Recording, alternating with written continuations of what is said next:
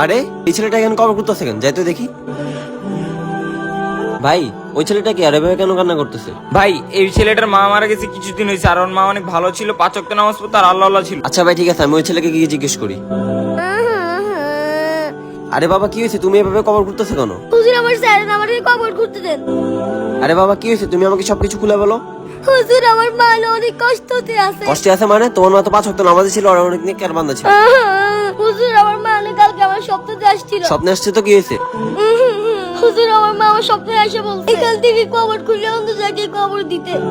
অন্য জায়গায় কবর দিতে? এমন কথা কেন বলছে তোমার মা? হুজুর আমার মায়ের কবরের পাশে একটা বেনামাজের কবর আছে, ওই কবরে আজা পাইছে আমার মায়ের কবরে লাগতেছে, মা সহ্য করতে পারতাছে না। বাবা তুমি কান্না করো না, আমি আজকে হুজুর ডেকে তোমার মায়ের কবরটা জিয়ারত করে দিব, আর পাশে যে কবরটা আছে ওটাও জিয়ারত করে দিবো। যারা মাকে ভালোবাসে তারা কমেন্ট করে জানাও, আর ভিডিওটি ভালো লাগলে চ্যানেলটি সাবস্ক্রাইব করতে ভুলবে না।